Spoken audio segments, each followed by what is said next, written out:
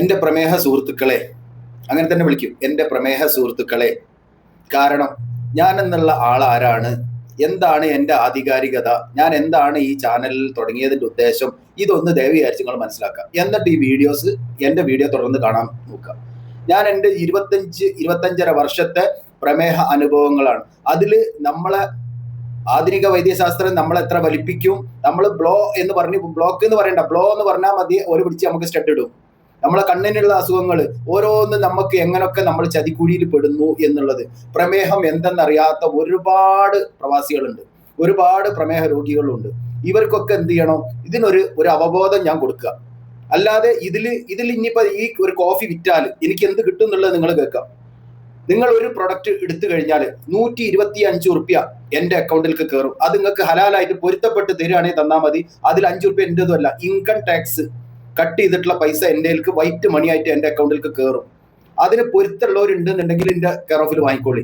ഞാൻ നിങ്ങൾക്ക് പറഞ്ഞു തരാവുന്നതിൻ്റെ അപ്പുറം എൻ്റെ 25 വർഷത്തിന്റെ അനുഭവം. ഞാൻ എൻ്റെ ഒരു മകള് ഡോക്ടറാണ്, നിങ്ങൾക്ക് പറഞ്ഞാൽ മനസ്സിലാവില്ല. അത് ഞാൻ വരും ദിവസങ്ങളിൽ വീഡിയോ വരും. അങ്ങനത്തെ ഒരു മോള് ഉള്ള ആ മോളെ പാപ്പയാണ് ഞാൻ. എന്ന് ഞാൻ പറയുന്നു, ഈ പ്രമേഹം നമ്മൾ ഉണ്ടാക്കിയ അവസ്ഥയാണ്. ഈ അവസ്ഥയിൽ നിന്ന് നമ്മളൊന്ന് എസ്കേപ്പ് ആയാൽ നമുക്ക് എന്ത് ചെയ്യാം, നമുക്ക് അതിനെ പ്രതിരോധിച്ചുകൊണ്ട് പോകുക, നമുക്ക് ആ മരുന്ന് പെട്ടി നമ്മളെ ശരീരത്തിൽ നിന്നുകൊണ്ട് ഒഴിവാക്കാം.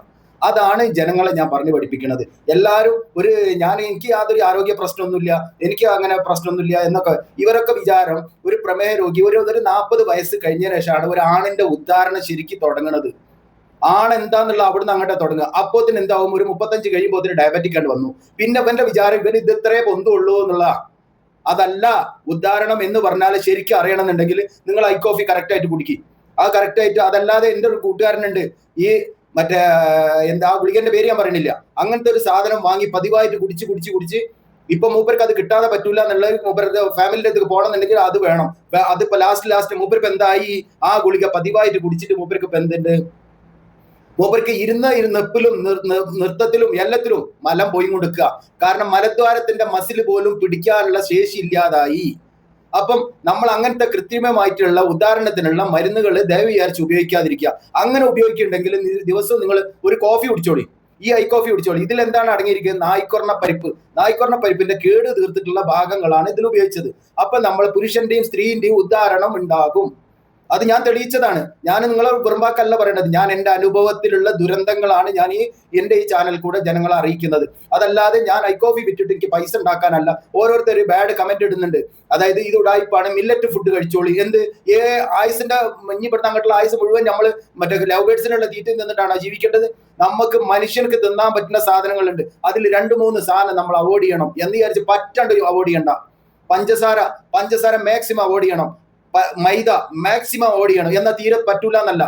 അതേപോലെ ഒരു സാധനമാണ് ഓയില്. ഓയില് നമുക്ക് കുടിക്കാം. അത് ഏത് ഓയിലായിരിക്കണം? ഇതാ ഞാൻ കുടിക്കാറുണ്ട്. ദിവസവും 2 സ്പൂൺ ഞാൻ കുടിക്കും. Olive oil, original virgin olive oil. അപ്പൊ ഇത് കുടിക്കാം. പക്ഷേ നമ്മളെ പാം ഓയിലോ അല്ലെങ്കിൽ സൺഫ്ലവർ ഓയിലോ അതുപോലെ കുടിക്കാൻ പറ്റുമോ? അപ്പം അങ്ങനെയുള്ള നല്ല സാധനം നമ്മളെ വായിലേക്ക് കൊണ്ടുപോകുന്നതിന് മുമ്പ് നല്ല സാധനമാണെന്ന് നമ്മൾ ഉറപ്പുവരുത്തുക. നമ്മള് കേരളത്തിലുള്ള എല്ലാ സ്ഥലത്തും സൽക്കാരം നമ്മളെല്ലാം കൺട്രോൾ ചെയ്ത് എല്ലാം ബാലൻസ് ചെയ്ത് മസിൽ പിടിച്ചൊക്കെ ഡയറ്റൊക്കെ പ്ലാൻ ചെയ്ത് പോകും. മറ്റേ ഒരു രാത്രിയാണല്ലോ ഇപ്പൊ കല്യാണം. രാത്രി ഫുഡിൽ മേശയിൽ ഇനി 1 ഇഞ്ച് സ്ഥലം ഇല്ലാത്ത വിധത്തിൽ ഫുഡ് നിരത്തി വെച്ചിട്ടുണ്ടാവും. ഇവനെന്ത് ചെയ്യും, ഇവന്റെ കൺട്രോളാണ് പോകും, ഈ ബാലൻസ് ഒക്കെ ആണ് പോകും. അവനവൻ സ്വയം നന്നാവാൻ തീരുമാനം ഉണ്ടോ എന്നാൽ നിങ്ങൾ ഡയബറ്റിക് നിന്ന് രക്ഷപ്പെടും. നിങ്ങൾ എല്ലാ ഭക്ഷണവും കഴിക്കുക. മൈദ 99.3 നിങ്ങൾ അവോയ്ഡ് ചെയ്യുക. അതായത് ബേക്കറി ഐറ്റംസ്, പൊറാട്ട അവോയ്ഡ് ചെയ്തോളുക. മൈദ കൊണ്ടുള്ള ഉപയോഗങ്ങൾ എന്തൊക്കെ ഉണ്ടോ അതൊക്കെ ഒഴിവാക്കിക്കോളുക. വെള്ള പഞ്ചസാര അപകടകാരി എന്ന് പറഞ്ഞാൽ ടോപ്പ് അപകടകാരി. ഒരു പരസ്യം വേണ്ടാത്ത സാധനമാണ് പഞ്ചസാര. ആ പഞ്ചസാര നമ്മളെ ശരീരത്തിൽ നിന്ന് ഒഴിവാക്കിക്കൊള്ളുക. പിന്നെ വേറൊരു സാധനം, പാം ഓയില്, മറ്റുള്ള ഓയിലുകൾ, നല്ല ഒലീവ് ഓയിലിന് ഞാൻ പറയില്ല, വെളിച്ചെണ്ണ പോലും അപകടകാരിയാണ്. ഒരു പരിധിക്ക് നമ്മൾ ഉപയോഗിച്ചാൽ കുഴപ്പമില്ല. പരിധിന്നപ്പുറം അതും നമ്മളെ പാചകെണ്ണ നമ്മൾ വീട്ടുകാർക്ക് എന്താ തൂമിക്കൽ എന്ന് പറഞ്ഞിട്ട് അതിന് വേണ്ടിയിട്ട് ഒരു 3-4 സ്പൂൺ ഒഴിച്ചിട്ട് കടുകൊക്കെ പൊട്ടിച്ചിട്ടാല് ആ കടുക് പൊട്ടിച്ചിട്ടോട് കൂടിയിട്ട് ആ സാമ്പാറിന്റെ ഗുണമേ പോയി. കാരണം അതിൽ അത്രത്തോനെ കലോറിയാണ് അതിൽ. അപ്പൊ ഇങ്ങനെയുള്ള കുറെ കാര്യങ്ങളാണ് ഞാൻ എൻ്റെ ജീവിതം കൊണ്ട് പഠിച്ച കുറെ അനുഭവങ്ങളാണ് പ്രമേഹ സുഹൃത്തുക്കൾക്ക് പറഞ്ഞു തരുന്നത്. അതല്ലാതെ എന്നെ ഐക്കോഫി കച്ചവടക്കാരനാണ്, ഇത് പ്രോഫിറ്റ് ഉള്ളതല്ലേ, നിങ്ങൾ ഇതിന്റെ ഏജന്റ് അല്ലേ എന്നൊക്കെ കമന്റ് ഇടുന്നവർ ഒരു പരിധി വരെ കമന്റ് ഞാൻ സഹിക്കും. അതല്ലാത്ത കഴിഞ്ഞാൽ എനിക്ക് എന്താണ് ഓപ്ഷൻ എന്നറിയാം, ആ ബ്ലോക്ക് എന്നുള്ള ഒരു സാധനം ഉണ്ട്. ഇവനൊക്കെ കമന്റ് ഇട്ടവൻ ഞാൻ ആരാന്ന് നോക്കുമ്പോ ഒരു വീഡിയോ ഉണ്ടാവില്ല, ഒന്നും ഉണ്ടാവില്ല. ഇതിൽ ഒരുപാട് ആൾക്കാർ ആരോ ആണ് എന്റെ പഴയ ടിക്ടോക്ക് ചാനല് ഹാക്ക് ചെയ്തത്. കാരണം ഞാൻ തുറന്നു പറയുന്നുണ്ട്, പറയുന്ന പറഞ്ഞാൽ യാന്ത്രിക വൈദ്യശാസ്ത്രം നമ്മളെ വലിപ്പിക്കുന്നതും അങ്ങനെയുള്ള കുറെ സമൂഹത്തിലുള്ള ഓരോ അറിവില്ലായ്മകളിൽ നമ്മൾ പോയി പെട്ടുകൊടുക്കുക. നമ്മൾ ഈ മരുന്ന് കമ്പനിക്കാർക്കും അല്ലെ വൻകിട ഹോസ്പിറ്റലുകാർക്കും നമ്മൾ ഇങ്ങനെ വടി പിടിപ്പിക്കാൻ വേണ്ടിയിട്ട് നമ്മൾ ഇങ്ങനെ ചെന്ന് കൊടുക്കുക. ആ ചെന്ന് കൊടുക്കലിന് ഒരു ബോധം വരുത്തുക, തലച്ചോറിൽ ആള് വളരാൻ വേണ്ടിയിട്ട്. ഇന്നിപ്പോ ഞാൻ iPhone 17 കൊണ്ടുപോയിട്ട് ഒരു പരസ്യം കാണിച്ചാലും ശരി, അത് ഉടായ്പാന്ന് പറയും.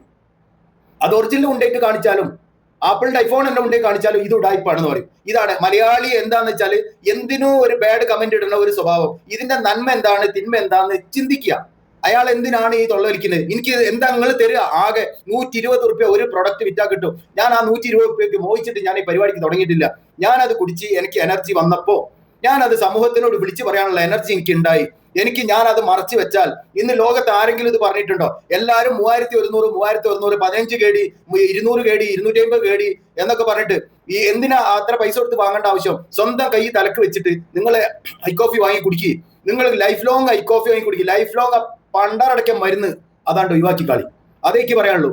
കാരണം അത്തോതിലാണ് ഈ മരുന്ന് നമ്മുടെ ശരീരത്തിൽ. അപ്പൊ വരും ദിവസങ്ങളിലുള്ള വീഡിയോ എന്റെ കാര്യങ്ങൾ അറിയണമെന്നുണ്ടെങ്കിൽ എന്റെ വീഡിയോസ് കംപ്ലീറ്റ് കാണണം. അല്ലാതെ ഒരു വീഡിയോ മാത്രം അവിടെയും ഇവിടെയും ഒക്കെ നോക്കിയിട്ട് ഏതെങ്കിലും ഒരു സെന്റൻസ് മാത്രമല്ല വിഷയം. ഞാൻ പറയുന്ന വിഷയങ്ങൾ അറിയണമെന്നുണ്ടെങ്കിൽ എന്റെ വീഡിയോസ് കംപ്ലീറ്റ് കാണണം. 25 വർഷത്തെ ദുരന്തമാണ് ഞാൻ പറയാൻ പോകുന്നത്. എനിക്കുണ്ടായ നഷ്ടങ്ങളും കോട്ടങ്ങളും ഞാൻ അതിന് രക്ഷപ്പെട്ടതും ഇതാണ് എന്റേത്. അല്ലാതെ വേറെ നിങ്ങളടുത്ത് ഒന്നായിട്ട് മുണുങ്ങാനല്ല. ഒരു സമൂഹ നന്മ, എന്റെ ഒരു ചാരിറ്റിയാണിത്. ആ ചാരിറ്റി നിങ്ങൾ സ്വീകരിക്കേണ്ടവർ സ്വീകരിക്കുക. അതല്ല എന്തിനും നെഗറ്റീവ് ചിന്തിക്കുന്നവരാണെങ്കിൽ അവർ അതിന്റെ പാട്ടിന് പോവുക. അല്ല മില്ലറ്റ് ഫുഡോ വല്ല കിളികൾക്കിടോ ഫുഡ് കഴിക്കണവർ കഴിച്ചോളി. അപ്പൊ എനിക്ക് അതിൽ യാതൊരു പരാതിയില്ല. ഒരു കാര്യം കൂടി ഞാൻ പറയാൻ മറന്നുപോയി. എന്താ കാര്യം എന്നറിയോ? ഞാൻ എവിടുത്തുകാരനാണ്, എന്റെ ചരിത്രം എന്താണ് എന്ന് അറിയണം എന്നുള്ള ആഗ്രഹമുള്ള പ്രവാസി സുഹൃത്തുക്കളായ അല്ലെങ്കിൽ പ്രമേഹ സുഹൃത്തുക്കളായ